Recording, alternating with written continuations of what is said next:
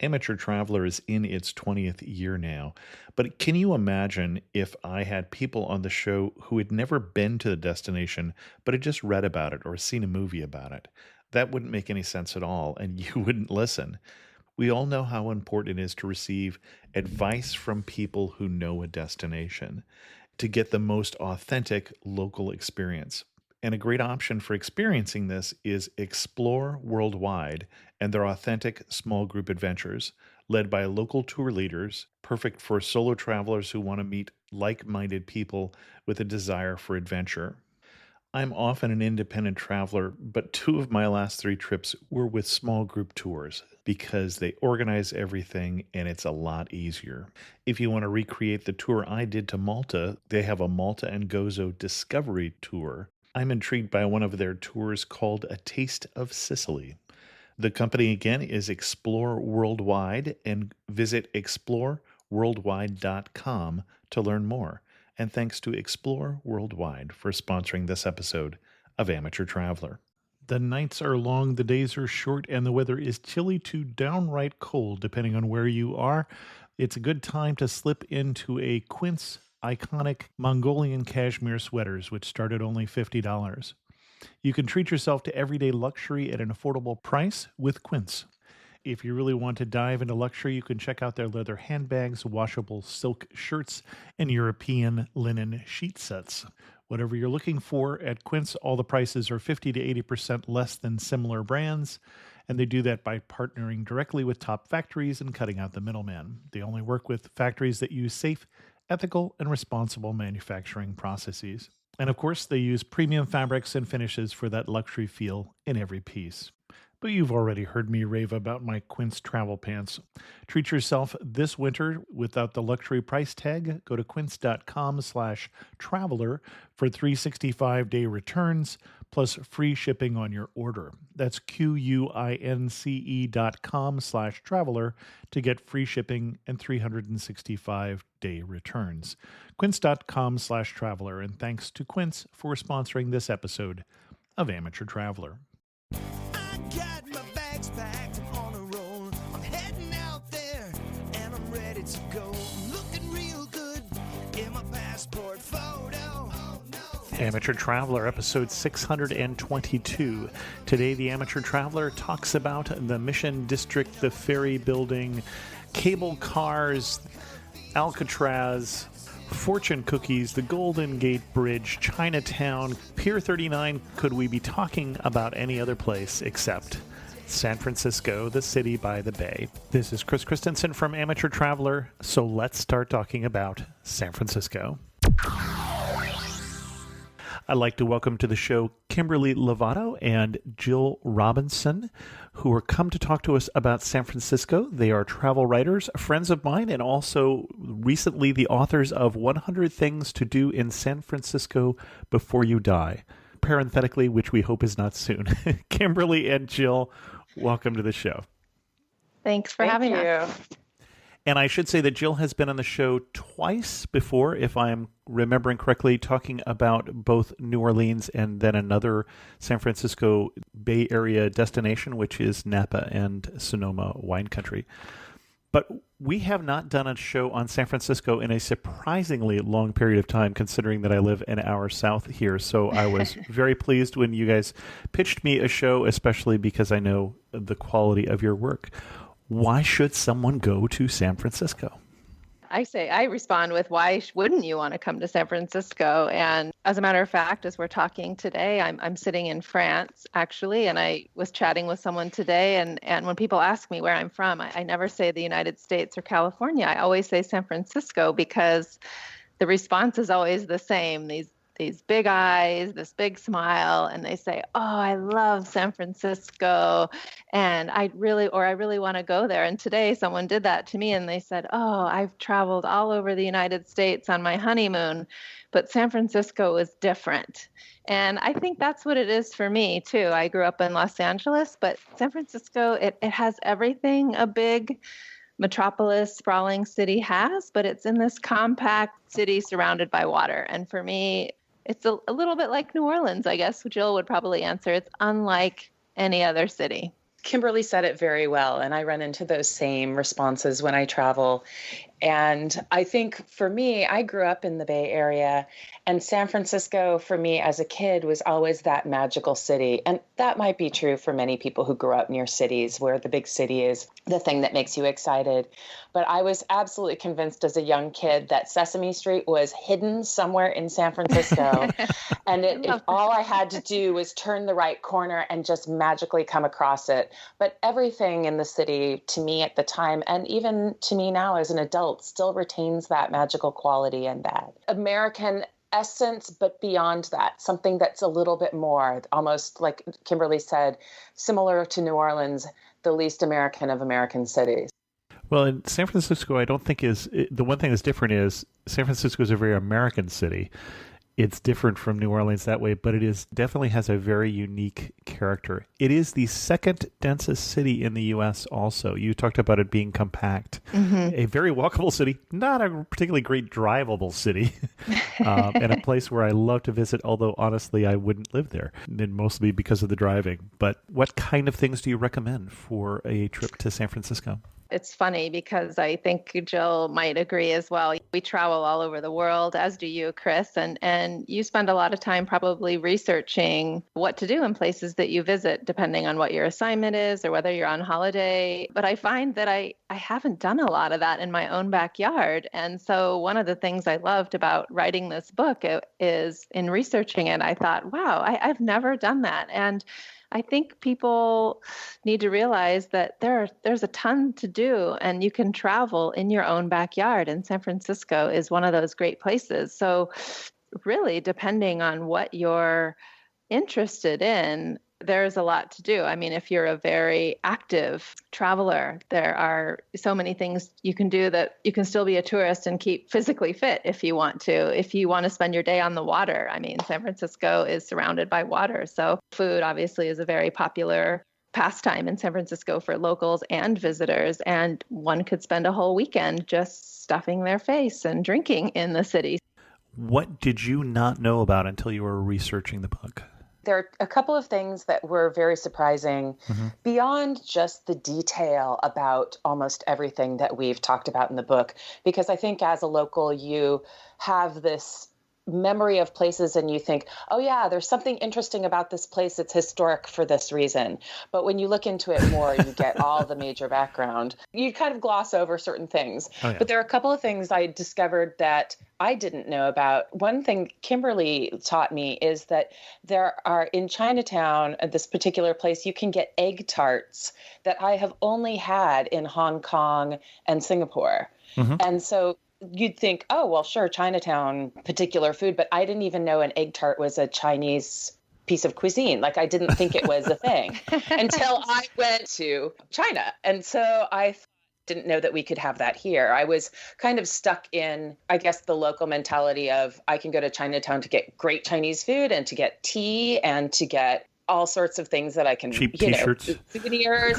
Yeah. But I know that it's deeper than that. And that's a piece of cuisine that I did not know existed until I went somewhere else. And then realized it was in my own backyard. Well, and when you talk about Chinatown too, are you talking about, so Grant Street, which is the big gate with all of the very Chinese looking things. And that's where I'm going to find my t-shirt shops. Are we there or are we off the beaten path in Chinatown where you can find your favorite egg tarts, for instance? Well, Golden Gate Bakery is the egg tart mecca of Chinatown, if you will, and it is on Grant Street, a little bit removed from the up from the gate. Yeah, there are other bakeries that sell egg tarts, but this one you know it because the line snakes down the street and people are waiting and queuing up for the little yellow tarts in the pink boxes, and I know the place, although I'm there for the red bean curd bun. So there you go. Yum. I'm going back. Well, every now and then you show up at Golden Gate Bakery and there's a sign that says closed. And I had a bit of a panic attack last summer when I saw that it was closed, and it was closed for a good 3 weeks. And I think they just took some time off. So I'm glad that it reopened. Okay. Well, let's start it in Chinatown then. Let's hit that neighborhood first. San Francisco, like so many cities, a city of neighborhoods. Other things that you would recommend in Chinatown? The Hong Ah Tea Room. I don't know if you've ever heard of that. So that No. is a little bit off of the beaten path. It is the oldest dim sum restaurant in America, and it's on a little Huh. lane called Pagoda Lane. And it's been around for a very long time, I think since the 1920s. It's changed hand a few times, but a young guy is running it now, and he's given it more regular hours. Apparently, over the last few decades, no one knew if it was open ever or it would open sporadically. And the owners got tired and didn't want to open, but now he's making sure it's very regular. And in fact, that's how I found it, by wandering around Chinatown, and he had put a sign out pointing the way. So it's a little tiny place, but great dim sum, affordable dim sum, and it just so happens to be the oldest dim sum restaurant in America, so they say. Interesting. Well, and of course, dim sum being more of a Cantonese cuisine, and Chinatown used to be very, very much Cantonese. Now you'll hear as much Mandarin as Cantonese, Sure. if you can tell the difference, and I don't know that I can. But okay, other things that we want to talk about in Chinatown? I'll sort of mix with your last question on what surprised me, and it was also Jill actually brought it to my attention. So I'd heard of the Barbary Coast Trail, and I've walked around downtown San Francisco a Okay. lot. You see the gold medallions in the sidewalk that say Barbary Coast, and they sort of point the way on this gold medallion road, if you will, around San Francisco, connecting about 20 historic sites. And one of them is the Tianhu Temple, and I believe it's in Chinatown or close to Chinatown, and it was the first Asian temple in North America. So like how much was on this actual trail if you follow these medallions on the sidewalk, that really surprised me. I sort of just thought it was this elusive trail that existed somewhere in someone's memory, but there's actually a physical trail that people can follow, and it actually winds its way around to a lot of great spots in the city. It would be a great way to spend a day and see a lot of San Francisco sights and learn about its history. Oh, very cool. Yeah, as I recall, that winds its way sort of north up into the area that is. Like the Jackson Square district? Yeah, okay. Yeah. And then up into North Beach as well. Yeah, let's put people on a map here, because we kind of jumped in the middle, and that's my fault, so I'll take credit for that. But we're basically, if you look at San Francisco, one of the major thoroughfares is Market Street, which ends at the Ferry Building and runs downtown over towards City Hall, and north of that being Union Square. And then we went just a little further north of that to Chinatown, which is where we started. And then we're kind of drifting off into some of the other neighborhoods just a little north and east of that. One of the things that I would recommend before we leave the Chinatown area is the Fortune Cookie Factory. Whose name is escaping me. It's the Golden Gate Fortune Cookie Factory, I think, is the name That's of it. right. Little tiny place on a back alley. But if you want to see fortune cookies being made by hand and buy some fresh ones, I think you have to pay $1 last I was there to take any pictures of it. But you can spend that $1 on fortune cookies instead if you prefer. But it's just kind of fun, especially with kids. I found that was something that they really enjoyed seeing as well. And yes, fortune and cookies, it smells very good in there too. So yes, exactly. And they were either invented in San Francisco or in LA, depending on who you listen to. They are definitely not a Exactly. Chinese product. Cool. Where to next? Jill focused a little bit on some really great active things to do in San Francisco. And I also learned a lot by reading her input as well. One of the things which I really love is that you can rent a kayak and then take the kayak to McCovey Cove and kind of listen to a baseball game behind AT&T Park. And I really loved the concept of, a lot of people say baseball is a boring sport, and that certainly is one way to make it less boring. And maybe you'll catch a home run ball out there in your kayak. Well, I certainly That's would true. not be one of those people who says it's a boring sport. No, I love it. We went south from Union Square and from Market Street down to McCovey Cove, which is along the coastline, the Bay coastline. And that whole area has changed completely since the last time we did a show on this area. really That used to be has. empty warehouses the last time we did a show. And now there is one of the best baseball stadiums in the country. I think Camden Yards in Baltimore, I think, may still have bragging rights as being one of the first modern, old-style ballparks. But AT&T Park is a beautiful park with a great view of the bay, so even the cheap seats are an interesting place to sit. But yeah, you're actually going there in the water. Not as often do balls get hit into the McCovey Cove as they used to when Barry Bonds was playing, but there's still always people out there waiting to catch a home run ball that has gone over the wall. Yeah, I do give props to Camden Yard because that did start, at least in my mind, start that whole Absolutely. modern ballpark trend. Absolutely. And it is so nice to be in that ballpark, inside the ballpark, to be able to get all the views because, of course, you want to watch the game. But at the same time, you do get a little distracted by the gorgeous views of the water and everything, depending on where you're sitting. Yeah. But being outside and having a different experience in the kayak, or they do stand-up paddleboards out there as well. Of course, that's a lot of standing, but honestly, I mean, everyone ends up sitting on the stand-up paddleboards too. And ultimately, do you hope to catch a ball? Sure, maybe. But at the same time, it's just a different way to experience multiple elements of San Francisco together at once. And one of the things that I especially like about the ballpark that a lot of people don't know because they leave early is that when the Giants win, they play I Left My Heart in San Francisco. So you kind of have to stay for that if you're really like a dedicated San Franciscan ball fan. These days, you only have about a 50-50 chance of hearing that, but hopefully, hopefully more in the future. Well, and the other thing that's changed in this neighborhood is that some people are now cruising into San Francisco, and that's just a little further south of here where the cruise ships are docking. And so if you're coming in on a cruise ship, you're actually very close to the ballpark, walking as well distance. as to the soon-to-be-opened Warriors Stadium that's being built just right. south of that park. Well, so you've mentioned history and you mentioned adventure or activity. Let's talk about food then. Okay, let's talk about food. Well, we can stay in AT&T Park. There's some great, it's a great place to eat your way around. I mean, baseball's come a long way from hot dogs and whatnot. Very close to AT&T Park, you mentioned the Ferry Building, which is an excellent place to go for the farmers market that's there 3 times a week. And the great food inside there. On the way up to the Ferry Building from AT&T Park is Red's Java House. Are you familiar with sure. Red's? I don't know if I've ever stopped at Red's, but I have seen it. Well, as no I one walk goes along there for their great food, I'll tell you that. But it's a great place for a greasy burger swaddled in sourdough bread. And they have a nice patio out back. Red's Java House is a squat little hut kind of between the Ferry Building and AT&T Park, and it's been there for a long time, named after a gentleman who used to sell newspapers along the waterfront in San Francisco and bought the place and changed it to Red's because he was a redhead, and it's since been sold to the people that own it now, and you're almost underneath the Bay Bridge, so it has a kind of an interesting view as well. Mm-hmm. Well, and one of the things that's changed in San Francisco over the last couple decades is that whole area, that Embarcadero. Back before the Loma Prieta earthquake in '89, this was a freeway, an elevated freeway that went along here that was falling down, and so they took it down, and it's now turned into a lovely walk. So you talked about AT&T walking up to the Ferry Building. That's a mile and a half or something like that, but a beautiful stroll along the bay.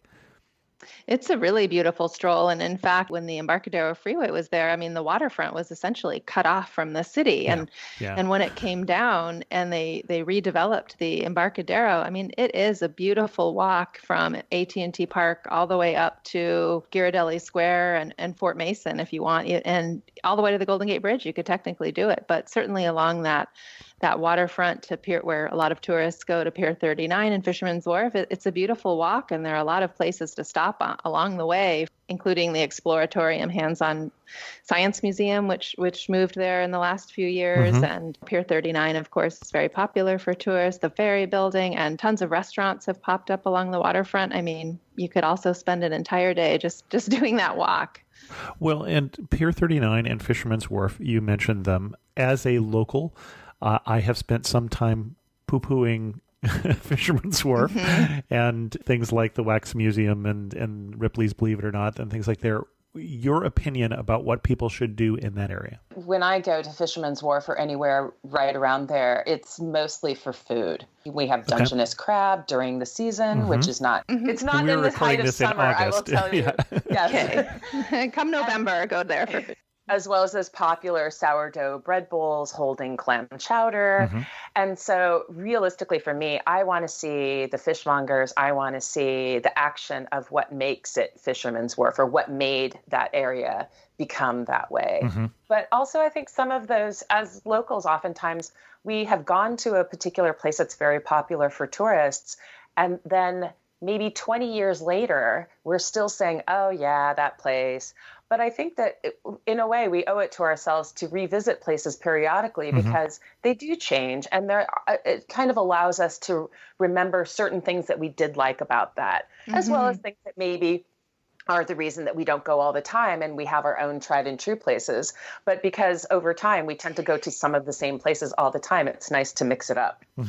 Well, one thing that's really, I always take visitors to, and so does my daughter when she comes back into town. She takes friends. It's behind Fisherman's Wharf. It's called the Musée Mécanique, and it's free to enter, but it's all these old antique coin-operated arcade games, and many of them are from when Playland at the beach. And it used to be on Ocean Beach, and when that closed down, I believe in the 70s. A lot of the old arcade games and the coin-operated ones, we're talking really old ones that you haven't seen in ages, are now in this warehouse right behind Fisherman's Wharf on the water. And you can eat. Certainly, I go there. I just took some friends there for sourdough bread bowl, clam chowder in April, and took them into the arcade, which was a lot of fun to see some really old games that you haven't seen in a long time. Excellent. Well, and the other thing that I recommend for people with Pier 39 is the street performers, that they have some of the best street performers, because you need to basically audition to be on the stage there. And I think I've said that on the other shows we've done in San Francisco as well, but that has not changed. And then the other two things that I think are worth mentioning in the area.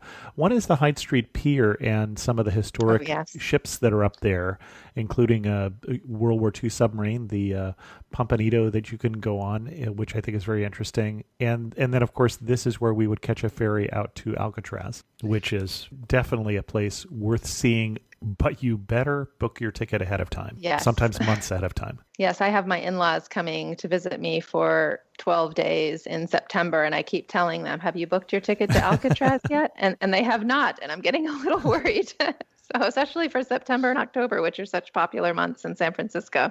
Right. There's another thing around that area that we should bring up, because it's both interesting to tourists as well as those of us who have been there many times, is K-Dock, which is notorious for the California sea lions that have made it their home. Oh, sure. Since shortly after the Loma Prieta earthquake that you mentioned. So all of a sudden they decided this is the place they wanted to be. And depending on the season and the time of year and what's going on with their food chain, there's either tons there or a few of them there. But there are actual folks from the Marine Mammal Center there to be able to talk to people about what's going on with them, what their living situation is, why they're hauling out periodically to thermoregulate, et cetera, rest, of course, and give them an idea of what the count is. It started, I think, there's anywhere, when they first started, it was anywhere from maybe 20 of them to, at the absolute height of the count, it was maybe 1,700 or 1,701 residents there. Well, and so then there was it's always one quite entertaining. period of time where they went away and then came back. So they apparently went on vacation or something. I don't know what that was all about, but... They realize San Francisco really is the best place to live. Well, and if I'm in the same place as you, the best place to see that is the western edge of Pier 39. Right. Yep. Okay. And then you mentioned the Marine Mammal Center, actually, which we've never mentioned on the show. If you are very interested in pinnipeds, sea lions, and such, that is just over the San Francisco bridge in the Marin Headlands area, and is a place where you can learn much more about some of the marine life, especially the mammals in San Francisco Bay, and certainly something I can recommend, although I haven't done it personally yet, and I am embarrassed to say that because a friend is the head of marketing there, so, Oh, no. so I'm going to get in trouble for saying that, but I just haven't made it up there yet. They have a great team of volunteers. My sister has been one. So I've heard plenty about what they, with the elephant seals and the California sea lions, as well as I think they have a sister research facility in the Hawaiian Islands that take care of monk seals when they need assistance as well. So it's pretty interesting. And other than recommending people go to Ghirardelli for ice cream, is there anything else we want to do in this neighborhood? Well, of course, you have to go have Irish coffee at the Buena Vista.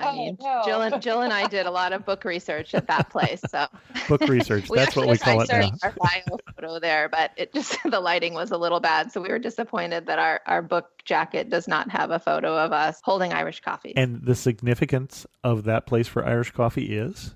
Rumor has it a writer who used to work for the San Francisco Chronicle, I believe, came in having tasted these great Irish coffees at the Shannon Airport in Ireland, and came in, and the then owner of the bar, and he spent an evening trying to replicate them, and eventually did. The challenge was getting the cup of cream to float on the top, but eventually they mastered it. And again, they say it's the first place Irish coffee was invented in America. I don't know if that's true or not, but it certainly is a place that people love to go for them, and they make 2,000 of them a day. It's fun to watch the bartenders make them. They line them up on the bar and make them right in front of you, and it's a lot of fun. And the Hyde Street cable car turnaround is also right there. So people can then hop on the cable cars, which you have to do if you're in San Francisco, of course. Although I usually find that the lines just down the block at the Mason Street cable car lines are a little shorter, the Powell and Mason cable car turnaround. Oh, okay. Just because the other one is right there in front of Ghirardelli, and so the lines get pretty long there, especially when you're in tourist season. I always find the one at the Hyatt Street right by the Buena Vista Cafe. It's long, but it's a little shorter. I don't know. I think the one downtown is the worst, but that could be. That could be. I think during peak tourist season, it's something every tourist should do. So you expect the lines to be long. Yep. And ride on the outside is my recommendation if you have the courage for it, because it's a much more interesting ride. Absolutely.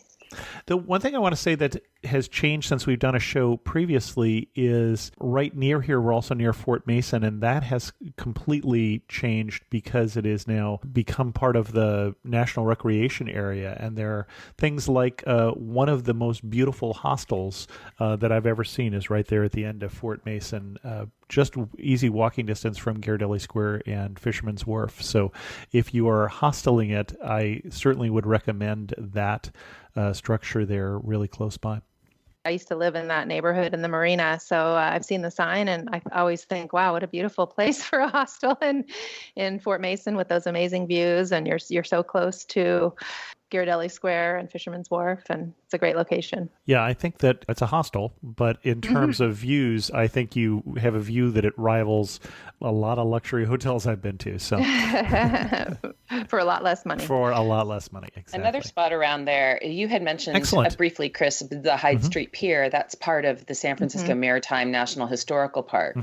And so they have more than the 4 or 5 ships that are open to visitors that you can get on. They've got a visitor center, a museum, and the aquatic park bathhouse building.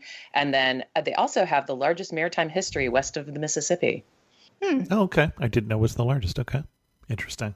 So kind of interesting. Also, that columnist that Kimberley was talking about from the San Francisco Chronicle that spent such dedicated time recreating the Irish coffee was Stanton Delaplane. And I only know because I grew up reading him. So okay. Yes. I knew it was a name that I wasn't going to pull off the tip of my tongue without reading. Cool. Are there other things we recommend? The one thing we haven't talked about much, except for getting a bread bowl cocktail, is food. We did some dim sum, and we've done some Irish coffee. This is a foodie city. Are there things that you recommend that most people don't know? I have not been to Tadich Grill, and it's a place that it's because they don't take reservations. So you go in and it's packed all the time, and rightfully so. I believe it's considered the oldest restaurant in San Francisco, and it's known for its cioppino, which is San Francisco's answer to bouillabaisse. It's a fisherman's stew, and they serve 22,000 bowls a year. So I would absolutely recommend someone go there if they're willing to wait, and I should be one of those people as well. Well, let's narrow it down a little bit. Best neighborhood in San Francisco for food. Well, for sheer volume, I guess I would have to say the Mission, and I'm a huge fan of Mexican cuisine. So it's my desert island food. If I could only be left on a desert island with tacos and guacamole, I'd be totally fine for the rest of my life. No. That's a neighborhood I think is great because there's tons of restaurants, high end, low end, grab and go. Well, and I think it's easy if you're a tourist, it's easy not to get to the Mission because we've now gone to the complete other end of the city. We're in the central portion of the city where a lot of tourists don't get to, but this is the oldest portion of the city. Well, the Presidio up near the Golden Gate Bridge and the Mission, basically the oldest portion of the city. I think in 1830s, if I just read the book 2 years before the mast, and it was the story of a Harvard student who spends 2 years going up and down the coast of California in the hide trade, and this is before the gold rush. In the 1830s, when he was in San Francisco, there was one building in between the Mission, which is where the Mission is named after, Mission Dolores, and the Presidio. And that is the whole length of San Francisco. In that whole western portion of the city, there was nothing. It was sand dunes. So this is an area where if you're looking for the historic Mission in San Francisco, or, as you say, good burritos or tacos, this is the place to go. I don't have a favorite place there, though. I don't really know the Mission well enough to know that the place you go for that burrito or taco is. Oh, it's a notorious fight. Everyone has a favorite. Some say, I think Taqueria La Cumbre say that they're the first to come up with the authentic Mission burrito. Okay. Yes. But other people will say, no, it's El Faro or El Farolito, or everyone has their favorite. And if you get people arguing about it, it could be a thing. That's right. Burritos and brunch in San Francisco. Everyone has their favorite. And bars. Burritos, brunch, and bars. I mean, there's a favorite for everyone. The other neighborhood that I want to give a nod to that I also don't think that most visitors get to is the Richmond. Geary, or right near Geary Street, way out there by the bookstore, the Green Apple bookstore. Thank you. And you can tell how significant it is when I say the bookstore and they know what I'm talking about. This is something that is an institution. It's 3 or 4 different buildings, but there's a great Burmese restaurant there. Across the street is a Vietnamese restaurant, and just a lot of good, cheap ethnic food. Yeah. Harder it's one of my to favorite neighborhoods, actually. And they have a great farmer's market on Saturday morning that's small and manageable, 3 blocks long. And it's a great neighborhood for eating, for sure. If you're trying to get there on public transportation, it's going to feel like it's in the middle of nowhere because it's going to take a while to get there. But yeah. Well, Kimberly brought up great bars, and you just brought up the Richmond. So there is a kind of bar institution in the Richmond that is also in a restaurant and deals with Mexican food. So we're bringing it all together for Tommy's Mexican Restaurant, which started in the mid-'60s, about 65, when Tomas came to the U.S., and it's Yucatecan food, so food from the Yucatan.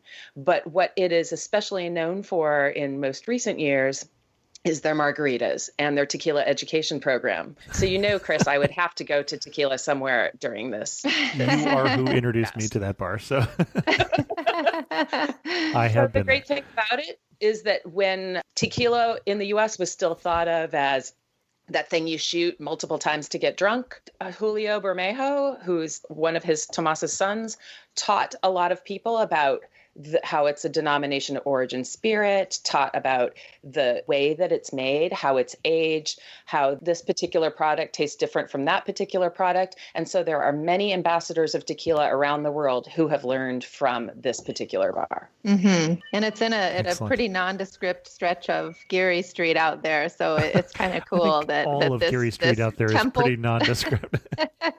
This temple of tequila exists out there. So it's worth the trek if you're a fan of tequila or even want to learn something. And I believe Jill took a few classes, and maybe we can even call her a demigoddess of tequila. I'm actually one of the first two ninja demigoddesses of tequila. Is that the official title? It is. Well, yeah. The other is my friend Harriet. We both got our degrees at the same time. Well, I'm and we should jealous. say that if we're in the Richmond, we're in the middle of nowhere, but we're also just between the Presidio and Golden Gate Park. And so if you are going out there for a food expedition here, which we are recommending, it sounds like, we have some agreement on that, that's a great time to get, for instance, down into the park, maybe to the tea garden, which is lovely. It's touristy, but it's still a very beautiful place. Or the California Academy of Sciences, which is an amazing museum. It has really stepped up quite a lot. If you haven't seen it in 20 years, you haven't seen it. It has really changed. The De Young Museum, the art museum, is there. Honestly, that would be on my list of things to skip. But the Palace of the Legion of Honor north of the park, I think is a better stop if you're interested in more classical art, and one of the better collections of Rodin bronzes in the U.S. Yeah, and the park is great. I mean, it's a whole world unto itself. I mean, you mentioned a few of the great attractions, the tea garden, but you can rent for a rowboat on Stowe Lake there, and the Conservatory of Flowers is still one of my very favorite places to go. Even if I never go in, I love sitting outside and just having this Victorian greenhouse as the background. I feel like I'm instantly in another era. It's a great park, and out on the beach side as well. I mean, heading out towards Ocean Beach, you end up with the windmills, and you got the great Cliff House restaurant out there with great views, and it's a great place to spend an afternoon for sure. Well, and this is also where we're going to find a lot of different events over the course of the year. Not the only place in San Francisco, but I know there was just a great big concert series that was out there. Are there particular events that you think San Francisco is worth coming for or worth avoiding at the time of? Well, I think people should come for Hardly Strictly Bluegrass for sure. It's the first weekend in October in San Francisco, held in Golden Gate Park, and it's basically 3 days of free, amazing music. You just have to get there, maybe not go with a car. But other than that, the weather's usually pretty good, and it's amazing music and concerts for the entire weekend. So I think that's worth coming for, especially if you're a music fan. I think the Beta Breakers is a really great reason to come to San Francisco, even if you don't partake in the running aspect when you're just watching. Because it's funny, it's older than a lot of people think. It actually started a few years after the 1906 earthquake. And when you talk about the Beta Breakers, we're talking about I was going to say a race. Oh, foot race. A run. It's a foot race. A run. A little more than 7 miles, I think. Well, no, okay, it has to be because you're just counting horizontal. You're not counting vertically, though. There's a lot of yes, a lot of big hills in there. You don't count vertical in miles, though. It actually started a little bit after the earthquake, and as a way to kind of get city spirit up. But it is notorious for the costumes that people wear, as well as the lack of clothes that some people wear. The lack of costumes, Lack of costume. It used to be fairly boozy. It doesn't seem to be the case anymore, but it is really interesting to either walk it, or to just watch and see San Francisco just parade before you. And there's also a bunch of great bands playing along the way. So it just becomes a street fair in its own. Mm-hmm. Hopping back over to Chinatown real quick, it's the oldest Chinatown in the United States, and in February for the Chinese New Year, it's almost 2 weeks of celebration, but they have amazing Chinese New Year parade, where they bring out the big dragons and people are in costume, and it's really fun and something really different to witness as well in February. And we can't forget Pride, which is the last full weekend in June. I'd say if we're going directional in the city, it ranges from Civic Center area to the Castro, because the festivities begin in Civic Center Plaza. And then, of course, Castro is the heart of Pride. You've got the parade, you've got everyone being festive. It's in summer, where it could be foggy, it could be sunny. It all depends. And it's been going on for about 50 years in San Francisco too. So I don't know if it's one of the oldest in the country, but could be close. And you mentioned that it's in the summer, so it could be foggy. We really should bring that up, because they sell a lot of sweatshirts in San Francisco in the summertime. When is the best weather in San Francisco? Layers is your key. Even in September and October when the weather is Most ideal. normally warm, it can change at night. So yes, layers is key. Well, it also changes just east to west over the city. I had two friends, coworkers, who lived in kind of the middle of the city, kind of north of Twin Peaks, I think is where I want to put them, maybe Noe Valley, which is just east of there. And one was on one side of the valley and one was on the other side of the valley. And one said, I get fog every night. And the other one said, I never get fog. Oh, isn't that funny? So you see the fog roll in about 3 o'clock, 4 o'clock on a typical day through the Golden Gate Bridge. So San Francisco is a great place to go when you're tired of the really hot weather in the summertime, because it will quite often be cool, or at least it'll cool down in the evenings pretty typically. So yeah, layers I think is always the right thing. Not necessarily rain gear except in February and January so much, but always a sweatshirt.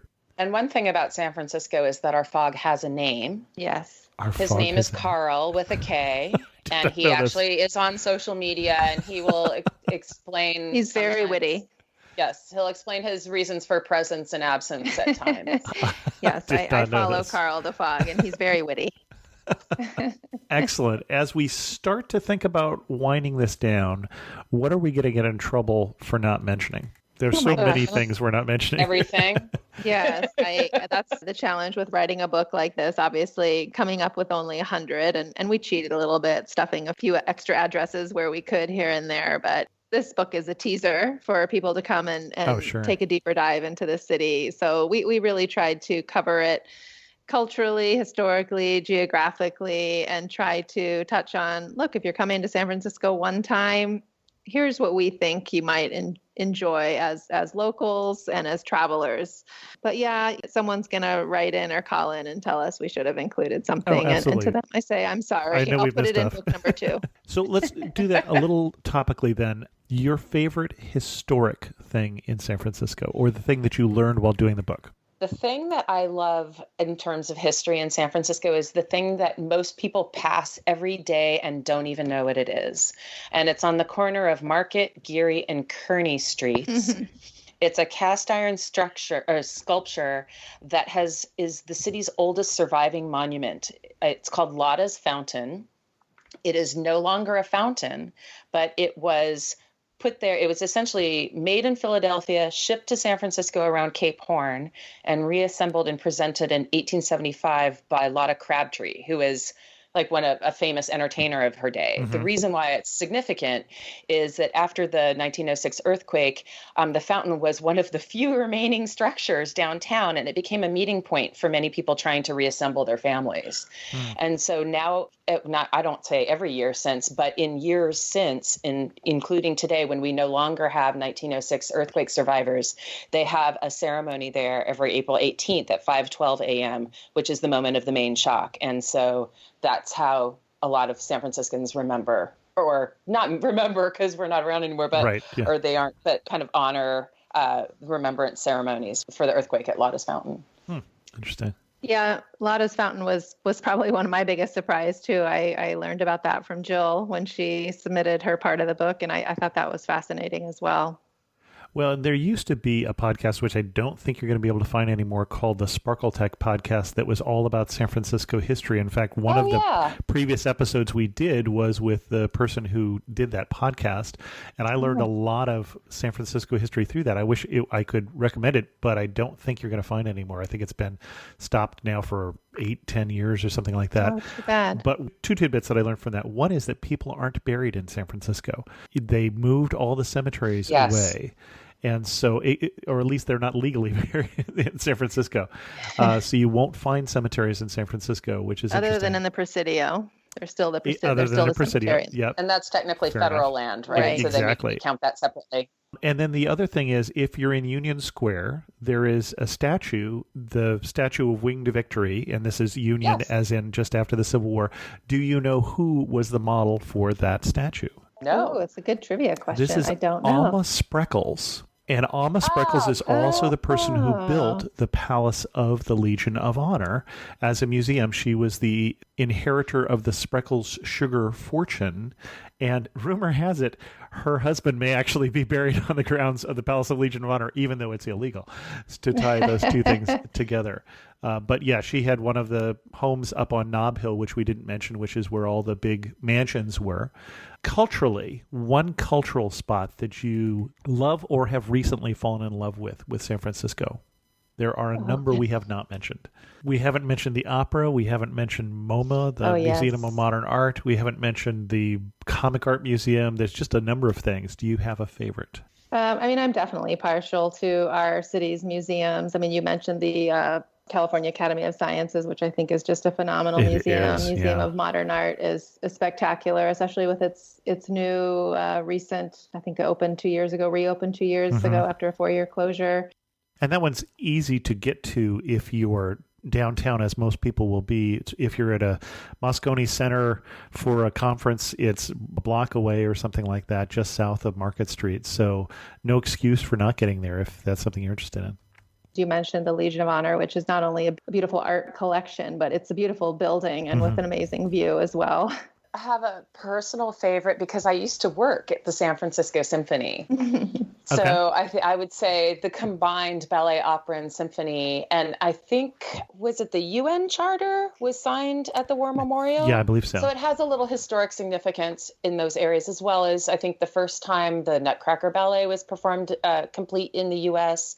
was at the ballet. Absolutely love those three organizations, the symphony, ballet, and opera, and they tend to have a similar season in the year. And then, of course, during summer, the opera and symphony have special performances at times. Well, and we haven't talked about Coit Tower and the great murals that you'd find there, or Lombard Street, the second steepest street in San Francisco, but the most touristy. Here you go. One thing you would skip in San Francisco. Everybody goes there and you don't know why. Honestly, I would probably skip Coit Tower now that you're mentioning it. Okay. I love going into the lobby for the murals and I like walking up Telegraph Hill, but that's about it for me. I mean, well, you've got a great view without going up to the top of the tower. Yeah, exactly. And I love kind of the neighborhood around Coit Tower more than I like Coit Tower, but it's an iconic symbol of the city, of course. So no offense, Coit Tower. I already skipped the DeYoung Museum, so I've already offended people. Oh, you did. So. Yeah, that's right. My skip would probably be Lombard Street. And I know that it's a very picturesque, twisty street, but as you correctly mentioned, it is the second crookedest street in San Francisco. Second steepest street. To Vermont Street in Potrero Hill. There's a 2-block portion that has fewer switchbacks to Lombard Street. It has only 7 to Lombard's 8, but the steepness of that part of Vermont Street, it makes that part more sinuous. And so the sinuosity makes it, in theory, cricketer. Okay. So no, actually what I was talking about was that it was the second steepest street, with Filbert and 22nd Street being steeper. And honestly, when you're driving in San Francisco, which I don't recommend, the drive down Lombard Street is fun, but the drive up is no fun at all because, especially not in a standard, it is just scary driving up to the hill to drive down, but driving down is fun. So better to walk down, actually, get a better view. Excellent. San Francisco is where I learned to drive a clutch. Oh, yeah. Wow. Yeah. And I had a standard car up until about 3 years ago. So I did my best. I found the best workarounds to get around those steep streets. So it can be done, but you have to kind of know. Excellent. Well, as we go to wind this down, one thing that makes you laugh and say only in San Francisco. Gosh, that's a great question. Dolores Park. I was just going to say the people watching, and there's a perfect place to do it. Dolores Park. I'm not putting you on a map here, and my mental map is failing. Mission Dolores. Oh, Mission Dolores. Okay, sure. Okay. Why Dolores Park? Of all the parks in San Francisco, is the people watching so good? It has people of all shapes, sizes, ages, ethnicities, genders, etc., just lounging on the lawn. and everyone is kind of free to be themselves, and they're all watching each other.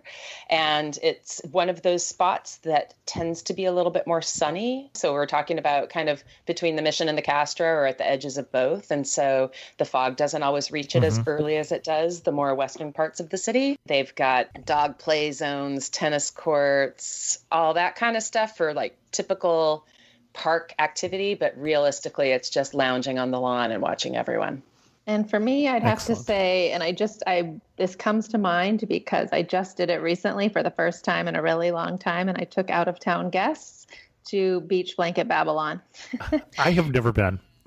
You have never been, I have see? never been. Oh, I highly recommend it. It changes with the times. It's very politically incorrect and funny, and it's a review with very campy with big costumes and headdresses, and it takes place at the Fugazi Theater in North Beach, and it's been there since the 70s, I believe, and it's a lot of fun. It's a little more than an hour long, and it makes me laugh out loud every time, and it was really fun to go.